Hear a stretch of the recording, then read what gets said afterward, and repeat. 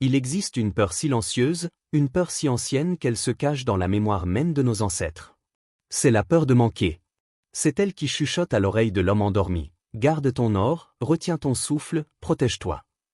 Et beaucoup ont obéi. Ils ont bâti des murs, fermé des coffres, verrouillé leur cœur. Ils ont confondu possession et protection, oubliant que leur enfermé finit toujours par ternir. La pauvreté n'est pas une absence d'argent, mais une absence de direction. Napoléon Hill. Ceux qui craignent de dépenser, croient se préserver. Mais en vérité, ils s'assèchent. Ils deviennent comme un arbre qui refuserait de donner sa sève au printemps, par peur de manquer d'eau. Et cet arbre finit par mourir de sa propre prudence. Machiavel aurait ri, d'un rire sec et lucide, devant cette illusion. Car il savait, la richesse n'est jamais le fruit de la peur, mais de la stratégie. L'homme prudent croit dominer son destin en économisant, mais celui qui veut créer un empire sait qu'il faut risquer pour régner. Regarde autour de toi. L'avare construit des forteresses, mais le visionnaire construit des ponts. Le premier veut survivre, le second veut exister. L'avarice n'est pas l'amour de l'argent, c'est la peur de la vie. Car dépenser, investir, offrir, c'est dire au monde, je crois en mon pouvoir de produire, encore et encore. Et si la pauvreté persistait non pas parce que tu manques de ressources, mais parce que tu refuses de laisser l'énergie circuler? Les craintes ne sont rien d'autre que des formes de foi inversées. Elles attirent exactement ce que nous cherchons à éviter. Napoléon Hill. L'homme avare attire ce qu'il fuit, la perte. Parce que l'univers obéit à la vibration de sa croyance, pas à son économie. S'il pense manque, le manque le trouve. S'il pense abondance, même le vide se remplit. L'avarice te promet la sécurité, mais elle t'offre la prison. Elle t'enferme dans une logique d'attente, quand j'aurai assez, je ferai. Mais le moment assez n'existe jamais. C'est une ligne d'horizon qui recule à mesure que tu avances. Et pendant ce temps, tes rêves fanent dans les tiroirs de la prudence. Tu attends d'être prêt pour vivre. Tu attends d'être riche pour donner. Tu attends d'être certain pour créer. Mais l'univers, lui, ne répond qu'à ceux qui osent agir avant d'être prêts. Il ne bénit pas les précautionneux, il bénit les confiants. N'attends pas. Le moment parfait n'existera jamais. Commence là où tu es, avec ce que tu as. Napoléon Hill. Écoute bien cela, l'argent n'est pas un trésor à garder, c'est une énergie à faire circuler. Celui qui garde par peur finit par se trahir. Il croit maîtriser la matière, mais c'est la matière qui le possède. Ses nuits sont lourdes, ses comptes pleins, mais son âme vide.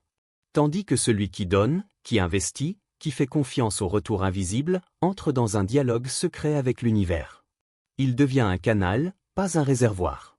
Et la vie, reconnaissante, le comble toujours au-delà de ses espérances. L'illusion de l'avarice, c'est de croire que retenir, c'est survivre. Mais Machiavel savait, celui qui retient trop finit par tout perdre. La vraie richesse ne vient pas de ce que tu gardes, mais de ce que tu es capable de libérer sans peur. Alors je te demande, toi qui écoutes, combien de tes désirs as-tu étouffé au nom de la sécurité? Combien de rêves ont attendu derrière le mot « plus tard » ? Et si, pendant tout ce temps, ce que tu croyais être prudence n'était qu'un déguisement élégant de la peur? La peur de perdre est la sœur jumelle de la pauvreté. Et tant que tu dors à ses côtés, tu ne connaîtras jamais la liberté du Créateur. Rien dans l'univers ne demeure immobile. Même le silence, s'il dure trop longtemps, devient un cri. Regarde la rivière, elle coule, elle donne, elle se vide pour se remplir encore. Et c'est ainsi qu'elle reste pure. L'argent, l'énergie, l'amour tous suivent cette même loi invisible, celle du courant. Ce qui circule grandit. Ce qui se fige meurt. La richesse véritable vient à ceux qui la dépensent avec intelligence. Napoléon Hill. Dans chaque souffle, dans chaque battement du cœur, la vie nous enseigne cette vérité. Le mouvement, c'est la survie de l'âme. Mais l'homme a oublié. Il a voulu tout garder. Garder son argent, garder son pouvoir, garder son confort. Et ce faisant, il a arrêté le flot. Un sage autrefois perdit tout dans une faillite soudaine.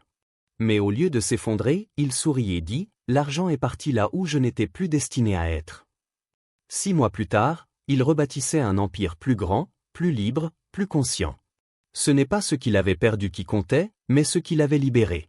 Car le courant ne prend jamais, il transforme. Lorsque la vie t'enlève quelque chose, elle ne te punit pas, elle te réaligne. Elle vide ton vase pour te permettre de le remplir d'une eau plus pure.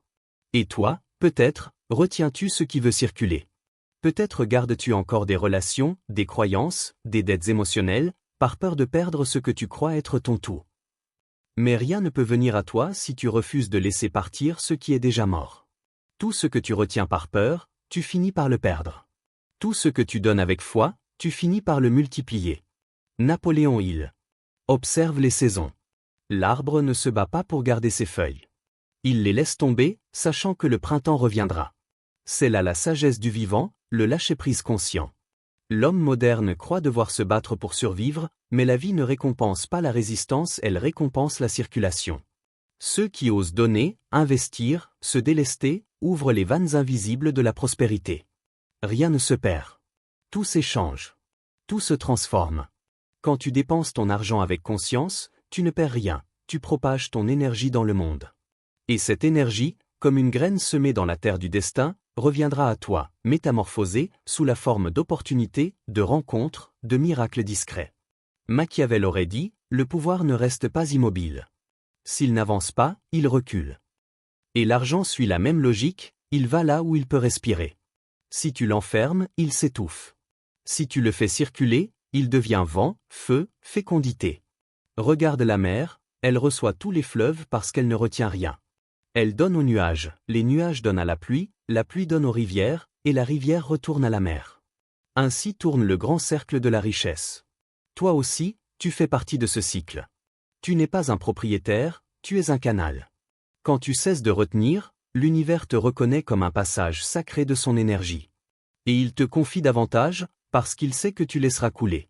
L'esprit humain, lorsqu'il est harmonisé avec la loi du flux, devient un aimant pour toute forme d'abondance. Napoléon Hill.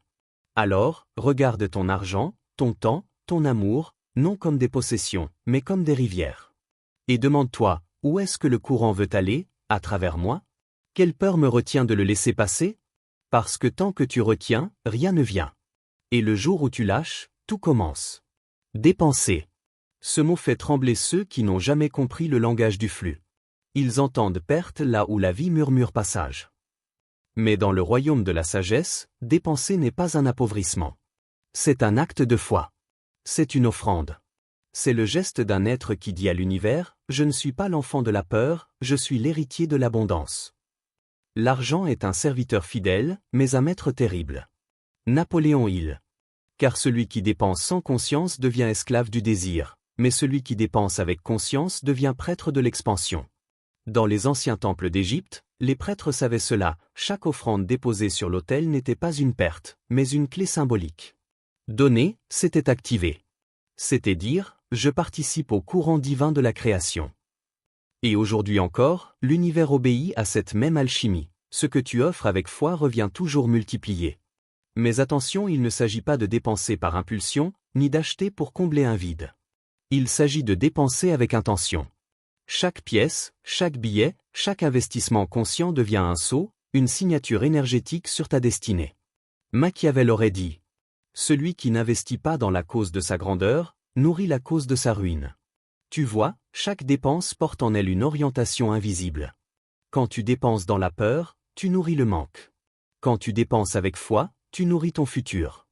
L'énergie que tu places dans un acte financier est exactement celle qui te reviendra transmutée, amplifiée ou dissipée. Dépenser avec conscience, c'est savoir ce que ton argent devient après qu'il quitte ta main. C'est le bénir avant qu'il parte, comme on bénit un messager avant un long voyage. Ce que l'esprit peut concevoir et croire, il peut l'accomplir. Napoléon Hill. Lorsque tu donnes ton argent à un projet, à un rêve, à une idée, tu dis à la vie, je crois en ma propre expansion. Et la vie te répond, je crois en ton pouvoir de recevoir. Mais rares sont ceux qui dépensent ainsi. La plupart jettent leur argent par habitude, par ennui, par imitation. Ils achètent pour exister, mais ils n'investissent pas pour grandir. Ils consomment leur énergie au lieu de la semer. La vraie dépense, celle dont parle la sagesse, n'est pas une fuite du manque, mais un acte de création consciente. Imagine-toi devant chaque achat comme devant un hôtel. Demande-toi, est-ce que cette dépense nourrit ma peur ou ma vision? Si elle nourrit ta vision, bénis-la. Si elle nourrit ta peur, libère-la. Parce que l'argent, au fond, est neutre. Il ne connaît ni bien ni mal. Il amplifie seulement ce que tu es. S'il passe par des mains sages, il devient lumière. S'il passe par des mains craintives, il devient fardeau. Machiavel, lui, savait que la dépense n'est pas qu'une question d'or, mais une question de pouvoir. Il observait les princes de son temps, ceux qui investissaient dans la force, la vision et la loyauté bâtissaient des royaumes durables. Ceux qui économisaient leur grandeur par peur de l'échec finissaient trahis par leur propre prudence. Dépenser avec conscience, c'est donc oser croire avant de voir. C'est placer ton énergie dans ce qui t'appelle, même si le retour n'est pas encore visible. C'est dire, je choisis la foi plutôt que la peur, le mouvement plutôt que l'attente, la création plutôt que la précaution. L'argent n'est qu'un outil. Il prendra la direction que tu lui donnes. Napoléon Hill. Et toi, quand tu dépenseras la prochaine fois, souviens-toi que tu n'achètes pas un objet. Tu émets une vibration. Tu signes un pacte énergétique avec le futur. Alors je te le demande, quand tu tends la main pour donner, le fais-tu pour te cacher ou pour t'élever? Imagine un artisan. Un homme simple. Ses mains sont calleuses, mais son regard brûle d'une clarté tranquille. Dans un petit atelier, il façonne le monde avec ce qu'il a, du bois, du feu, du temps. Les autres le voient comme un rêveur naïf. Un fou qui dépense tout ce qu'il gagne dans de nouveaux outils, dans des matières plus nobles, dans des projets trop grands pour lui. Il rit, tu devrais économiser. Sois prudent. Garde ton argent, l'avenir est incertain. Mais lui, il sait. Il sent que chaque pièce qu'il libère est une semence. Il ne dépense pas, il sème. Et ce qu'il sème, ce n'est pas seulement de l'argent, c'est une déclaration silencieuse au destin, je crois. Ce que l'esprit de l'homme peut concevoir et croire, il peut l'accomplir. Napoléon Hill. Cet homme comprend un secret que beaucoup oublient, la confiance est une forme de richesse. Et chaque acte de foi devient une pierre dans la fondation de son empire intérieur. Dépenser n'est pas un acte matériel, c'est un rituel spirituel. Chaque transaction est un dialogue entre toi et l'univers.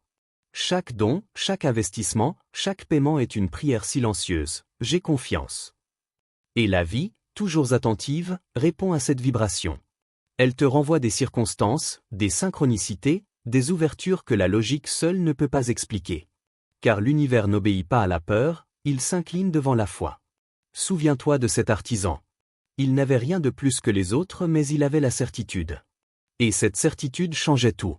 Parce qu'il ne mettait pas son argent là où il avait peur de perdre, il le mettait là où il voulait croître. C'est là toute l'alchimie, tu transmuteras toujours ton argent selon la qualité de ta confiance. Dans les mains d'un craintif, il s'épuise. Dans les mains d'un créateur, il fructifie. La foi est le seul antidote connu à l'échec. Napoléon Hill. Alors demande-toi, quand tu dépenses, est-ce que tu nourris ta peur ou ton expansion? Tu vois, la plupart des gens paient avec anxiété. Ils donnent leur argent comme on arrache une dent, à contre-cœur. Ils maudissent la dépense, sans comprendre qu'ils maudissent en réalité le flux de leur propre énergie. Mais l'artisan, lui, paie en silence. Il sourit. Il sait que chaque pièce envoyée dans le monde revient chargée d'une bénédiction nouvelle. Il ne fuit pas la perte, il honore le cycle. Il a compris que la confiance attire ce que la prudence repousse. Dépenser, c'est se prouver à soi-même qu'on croit encore. Croire que le futur te rendra ce que tu lui offres aujourd'hui. Croire que ton talent mérite d'être soutenu. Croire que ton rêve est plus réel que ta peur. Et cette croyance, lorsqu'elle est sincère, devient un aimant. Les occasions affluent. Les alliés se révèlent. Les obstacles s'effacent doucement devant la certitude d'un cœur décidé. La foi transformée en action devient une force créatrice. Napoléon Hill. Alors oui, chaque dépense est une épreuve. Mais une épreuve sacrée. Car à travers elle, l'univers t'observe. As-tu foi en ta propre source? Quand tu tends ta main pour payer un livre, une formation, un vêtement, ce n'est pas l'objet que tu achètes, c'est le symbole de ton engagement envers toi-même. Chaque fois que tu dépenses avec peur, tu dis « je crois que je pourrais manquer ». Chaque fois que tu dépenses avec foi, tu dis « je crois que je peux créer ». Et la vie, toujours loyale, t'envoie exactement ce que tu crois. L'artisan le savait. Son atelier n'était pas seulement un lieu de travail, c'était un sanctuaire de confiance. Chaque outil acheté était une offrande à son rêve. Chaque clou planté était une prière. Chaque pièce dépensée était un acte d'amour envers sa vision. Et toi, aujourd'hui, dans quoi choisis-tu d'investir ta confiance? Dans ta peur ou dans ton expansion? Le secret que peu comprennent, c'est que l'abondance ne naît pas de la possession, mais du flux. L'esprit humain, par peur du vide, veut retenir. Il agrippe, il conserve, il accumule croyant ainsi se protéger. Mais à trop vouloir posséder, il s'emprisonne dans ce qu'il possède. Le succès appartient à ceux qui apprennent à transmuter l'énergie de la peur en foi. Napoléon Hill. La pauvreté s'attache. La richesse circule. Ce n'est pas une figure poétique. C'est une loi, aussi réelle que la gravité. Ce que tu refuses de faire circuler finit par se corrompre. L'eau stagnante devient poison. L'amour non partagé devient dépendance. L'argent enfermé devient angoisse. Et chaque fois que tu retiens ton argent, ton talent, ta lumière, tu envoies à la vie un message secret, je ne crois pas qu'il y en ait assez. Et la vie, fidèle à ta croyance, te répond doucement, qu'il en soit ainsi. Mais lorsque tu offres, investis, partages, quelque chose d'invisible s'ouvre en toi. Un courant. Une respiration. Tu passes du rôle de victime du manque à celui d'architecte de ton abondance. L'homme ne devient riche qu'en proportion directe de la quantité de services qu'il rend. Napoléon Hill. L'abondance n'est pas une question de chiffres, mais de fréquence. Elle ne réside pas dans ce que tu as, mais dans ce que tu permets à la vie de faire à travers toi. Tant que tu crois que la richesse est une possession, tu en restes le gardien anxieux. Mais le jour où tu comprends que la richesse est une circulation, tu en deviens le canal. Et le canal ne manque jamais. Les anciens sages savaient cela. Ils enseignaient que donner, c'est s'ouvrir à la source. Car la source ne peut couler que dans un vase vide. Mais l'homme moderne, ivre de contrôle, remplit son vase de peur et se plaint qu'aucune bénédiction ne l'atteigne. L'abondance fuit la peur comme la lumière fuit l'ombre. Elle ne peut habiter qu'un esprit libre. Un esprit qui ose dire « je donne », parce que je sais que tout ce que je donne m'appartient déjà, sous une autre forme. Tout ce que l'homme envoie dans la vie des autres revient dans la sienne. Napoléon Hill. C'est le grand paradoxe. Plus tu veux retenir, plus tu manques. Plus tu lâches, plus tu es comblé.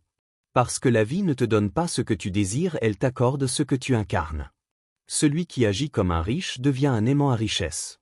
Celui qui agit comme un pauvre renforce la pauvreté en lui. Regarde la nature, le soleil ne demande pas avant de briller. La mer ne compte pas les vagues avant de les offrir au rivage. L'arbre ne calcule pas la valeur de ses fruits. Et pourtant, rien ne leur manque. Alors pourquoi crois-tu devoir mériter ce que la vie offre sans condition ? Le paradoxe de l'abondance, c'est cela, tu n'obtiens pas la richesse en cherchant à la posséder, mais en devenant digne de la faire circuler. Tu n'attires pas plus d'argent en travaillant davantage, mais en t'ouvrant davantage au don, à la foi, à la gratitude. Parce que la richesse véritable n'est pas un avoir, c'est un état d'accord avec le flux. Quand ton esprit cesse de dire à moi, et commence à dire à travers moi, alors le monde s'ouvre. L'esprit harmonisé avec la foi et le service devient le centre d'un cercle d'abondance sans fin. Napoléon Hill. Rappelle-toi, ce n'est pas l'argent que tu poursuis, mais la liberté qu'il symbolise. Et cette liberté, tu peux la ressentir dès aujourd'hui, simplement en cessant de retenir. Laisse circuler ton souffle, ton talent, ton amour, ton argent. Car tout ce que tu fais circuler revient à toi, purifié, multiplié, transfiguré. Et toi, maintenant, que choisis-tu ? Dépenser pour combler un vide, ou dépenser pour nourrir ta vision ? Tu n'es pas ici pour thésauriser ton énergie. Tu es ici pour la faire circuler, pour l'investir dans ce qui t'appelle, pour créer un mouvement si vaste que même la peur n'ose plus t'arrêter. L'homme qui avance avec foi, avance avec la puissance de l'invisible. Napoléon Hill.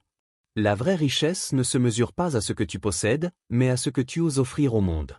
Chaque geste, chaque dépense consciente, chaque acte d'amour ou de service est une prière silencieuse adressée à l'univers. Tu crois donner ?